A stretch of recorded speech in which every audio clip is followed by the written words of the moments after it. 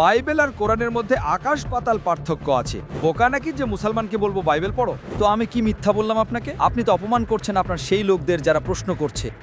আমি খুব ভালোভাবে প্রশ্ন জিজ্ঞেস করলাম, আপনি অপমান শুরু করলেন। আমি এটা সহজভাবে বলছি, ভাই রাত 12:30টায় হাজার হাজার লোকের সময় নষ্ট করছেন আর বলছেন অপমান করছি।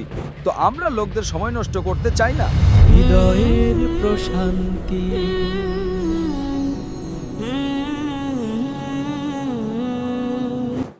আসসালামু আলাইকুম।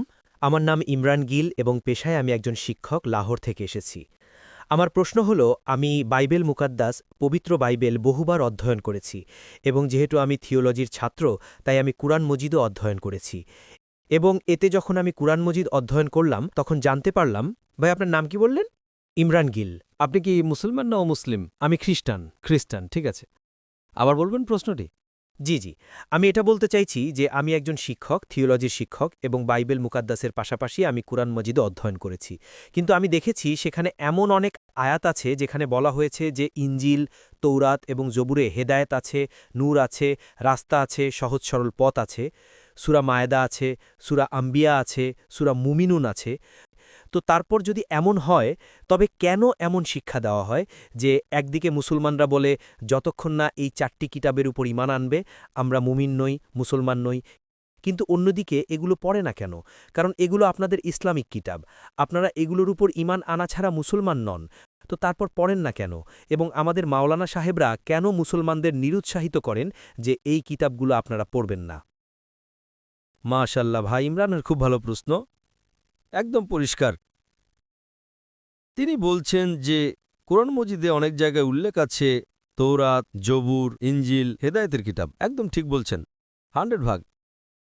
মায়দা, বাকারা, অনেক জায়গায় একদম ঠিক। ওনার বক্তব্য হলো যে যদি আপনারা মানেন এগুলো কিতাব, তবে মুসলমানের মাওলানারা মুসলমানকে পড়তে কেন বলেন না? কারণ এই কিতাবগুলো বর্তমানে আর নেই। তৌরাত, জবুর, ইঞ্জিল আর নেই। এখন যা আছে তা এগুলোর বিকৃত রূপ। আজকের দিনে আপনি শিক্ষক, আমি ছাত্র। আপনি শিক্ষক তো? আমি তুলনামূলক ধর্মতত্ত্বের ছাত্র। যা কোরআনে লেখা আছে যে ইঞ্জিল আল্লাহর ওহী, আমরা মানি ইঞ্জিলকে আল্লাহর কালাম, বাইবেলকে নয়। বাইবেল কি? বাইবেলের শব্দটা কোথা থেকে এসেছে? বিবলস শব্দ থেকে। বিবলস মানে বইগুলোর বই, বুক অব বুকস, ঠিক কিনা? আপনি শিক্ষক, আমরা মানি। এখন আপনি পড়বেন গসপেল অ্যাকর্ডিং টু মার্ক, আপনি পড়বেন গসপেল অ্যাকর্ডিং টু ম্যাথিউ, আপনি পড়বেন গসপেল অ্যাকর্ডিং টু জন, আপনি পড়বেন গসপেল অ্যাকর্ডিং টু লুক। আমাদের চাই গসপেল অ্যাকর্ডিং টু জিসাস, ঈসা আলাইসাল্লাম। সেটা কোথায়? আমরা চাই যা ঈসা আলাইসাল্লামের উপর নাজিল হয়েছিল। এজন্যই মাঝে মাঝে মুসলমানরা ভুল করে। আমি বলি মাই বাইবেল, তো আরবিতে অনুবাদ করে ইঞ্জিল। আমি বলি ভাই সাহেব, আমি বাইবেলকে ইঞ্জিল বলিনি। এই বাইবেল যা আছে তা ইঞ্জিল নয়। আল্লাহ তাআলা বলেছেন যে যত কিতাব আগে এসেছে তাদের হেফাজত করার ওয়াদা করেননি। কিন্তু সূরা হিজর, সূরা নম্বর 15, আয়াত নম্বর 9 আল্লাহ বলেন যে আমরা জিকির নাজিল করেছি এবং আমরাই এর হেফাজত করব, কারণ এটা শেষ কালাম। যত কালাম আমি আগে বলেছি আমার উত্তরে, যত কালাম কোরআন মজিদের আগে এসেছে কিতাবে লেখা আছে 4টা, তৌরাত, জবুর, ইঞ্জিল, কোরআন। কিন্তু সূরা রাদ, সূরা নম্বর 13, আয়াত নম্বর 38-এ লেখা আছে যে আমরা প্রত্যেক যুগে একটা কিতাব নাজিল করেছি, প্রতিটি নির্দিষ্ট সময়ের জন্য একটা কিতাব। ঠিক, কিন্তু যত কিতাব কোরআন মজিদের আগে এসেছে সেগুলো শুধু একটা সময়ের জন্য ছিল এবং শুধু একটা জাতির জন্য ছিল। উদাহরণস্বরূপ, যে ইঞ্জিল নাজিল করা হয়েছিল, কোরআনে লেখা আছে যে ঈসা আলাইহিসসালাম বনী ইসরায়েলের জন্য একজন নবী হিসেবে প্রেরিত হয়েছিলেন। বাইবেলেও তার উল্লেখ আছে। তো সেটা সীমাবদ্ধ ছিল। তো যখন সীমাবদ্ধ, আল্লাহ তাআলা সেটাকে সঠিক মনে করেননি যে সেটাকে হেফাজত করবেন। আপনি শিক্ষক, আচ্ছা এডিশন এসেছে, বইয়ের edition, first edition, second edition, third edition, ভাই সাহেব চলে যে শিক্ষক, ঠিক? আপনি কি বলবেন বাচ্চারা ফার্স্ট এডিশন পড়ো? আপনি কি পড়াবেন? লেটেস্ট এডিশন পড়ো। আপনি কি আপনার বাচ্চাদের বলবেন আরে ফার্স্ট এডিশন পড়ো? হ্যাঁ, কিছু লোককে বলবেন গবেষণার জন্য। আপনি কি বলবেন সব বাচ্চারা ফার্স্ট এডিশন পড়ো? কেউ বলবে না। পাকিস্তানে কোনো শিক্ষক বলবে? হ্যাঁ কি না? আপনি কি বলবেন লেটেস্ট এডিশন পড়ো? যদি বিজ্ঞান পড়াচ্ছেন, লেটেস্ট পড়ো। কিছু লোক গবেষণা করে আপনি গবেষণা করুন কিভাবে ফার্স্ট এডিশন এলো, তো আপনি পড়বেন। আমি গবেষণা করছি, আমি পড়েছি বাইবেল। আমি বলি পুরো বাইবেল পড়ার সময় নষ্ট করা পাগলই নাকি? আমি পড়েছি, আপনারা কেন সময় নষ্ট করছেন? আমি আপনাকে সংক্ষেপে বুঝিয়ে দিচ্ছি, বুঝলেন আপনি? কারণ ইনজিল হেদায়েতের কিতাব, কিন্তু সেই সময়ের জন্য, এবং আজ তা সংরক্ষিত নেই। আজ কত ধরনের বাইবেল আছে? বলেন, কত ধরনের বাইবেল আছে আপনি জানেন? সেখানে বেশ কিছু সংস্করণ আছে। Quite a few. আপনার ফিউ এর সীমা কি? ফিউ এর সর্বোচ্চ সংখ্যা কি? কারণ এখানে 1 সেকেন্ড হয় 1 ঘন্টা। ফিউ মানে কত? যাই হোক না কেন আমি জানি না। আপনার হিসেবে, ভাই আমি পাঞ্জাবে, আমি জানি না সেখানে আপনার ভাই 1 সেকেন্ডকে 1 ঘন্টা বলে। আপনার ফিউ কত হয়? 100, 10,000? 100-র কম। ভুল। আমার লাইব্রেরিতে 200 বাইবেল আছে, 240টি। বাইবেলের হাজার হাজার সংস্করণ আছে। খ্রিস্টান পণ্ডিতদের মতে বাইবেলের 24,000 পাণ্ডুলিপি আছে, এবং কোনো দুটি এক নয়। 24,000 পাণ্ডুলিপি, 24,000, এবং কোনো দুটি এক নয়। বোম্বেতে আমার লাইব্রেরিতে প্রায় 240টি বাইবেল ছিল। 100-র কম ফিউ। কোরআন, আরবি কোরআন কয়টি? 1টি। অনুবাদ, বাইবেলের এই যে অনুবাদ সংস্করণ, মূল পাণ্ডুলিপি আলাদা। তো কোনটা পড়তে বলবো আমি তাদের? তো স্যার, যেটা আসল সেটা পড়ুক গিয়ে। যেটা আসল সেটাই নেই। আপনি বলেন না, খ্রিস্টান পণ্ডিতরা বলেন।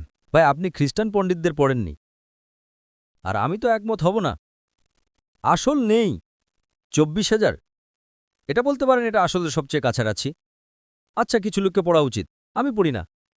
আমি জিজ্ঞেস করি, আপনি কি স্কুলের ভিতরে বলবেন, কলেজে বলবেন, ও ভাই সাহেব, আজ বইয়ের 20তম সংস্করণ চলছে, আপনারা বিজ্ঞান পড়ছেন, 1 থেকে 20 সব পড়ো, বলবেন কি আপনি? হ্যাঁ, কিছু লোককে বলবেন যদি আপনাকে গবেষণা করতে হয় কিভাবে এডিশনগুলো এলো, তো সেটা তো আমি আছি না পড়ার জন্য। আমি কেন বাকি লোকদের বলবো? 200 কোটি মানুষকে। আপনি উত্তর পেয়ে গেছেন। কারণ এইসব কিতাব পরিবর্তন করা হয়েছে।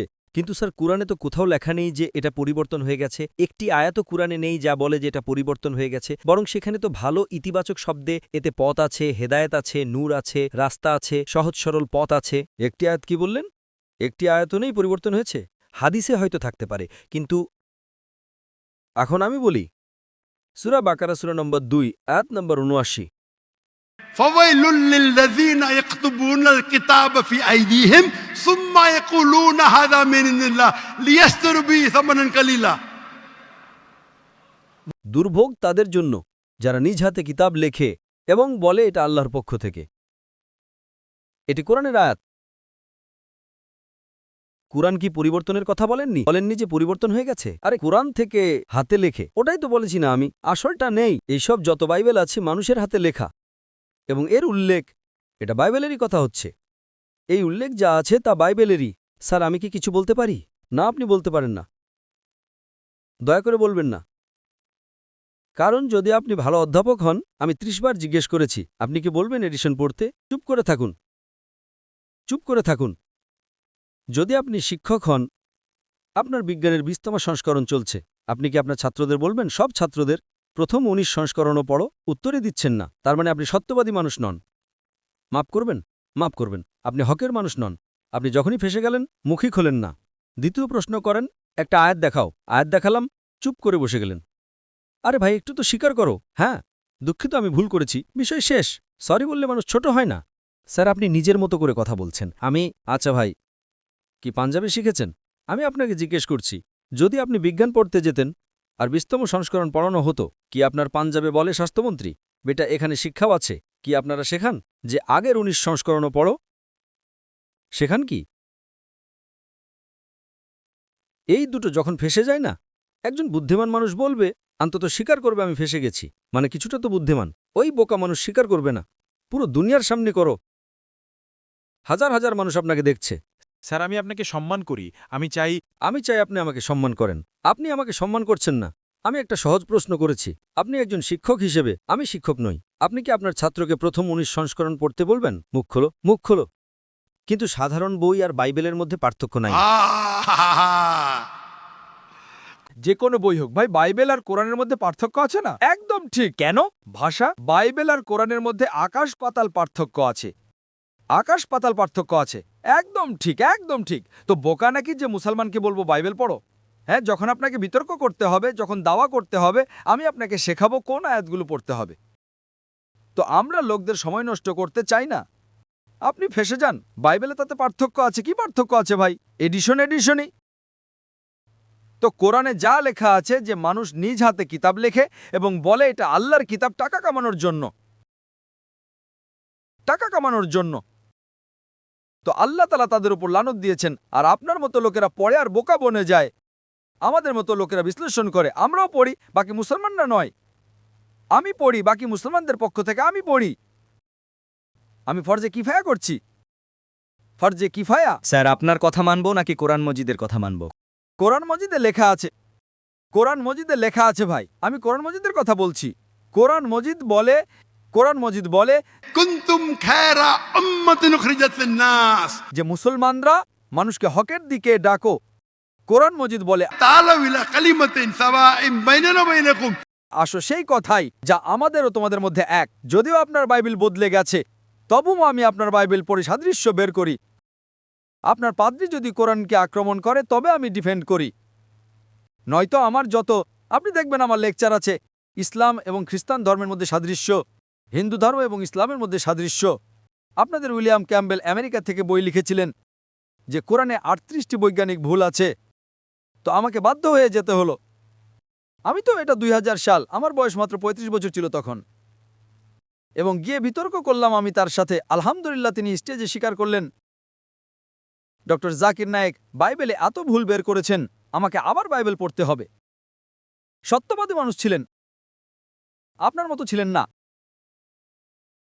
তো আমি কি মিথ্যা বললাম আপনাকে? আপনি তো অপমান করছেন আপনার সেই লোকদের যারা প্রশ্ন করছে। আমি খুব ভালোভাবে প্রশ্ন জিজ্ঞেস করলাম, আপনি অপমান শুরু করলেন। আমি এটা সহজভাবে বলছি ভাই, আপনি যে করছেন না, আপনি যা করছেন না, তর্ক করছেন। আমি আপনাকে সুযোগ দিচ্ছি, মাইক বন্ধ করছি না এতক্ষণ।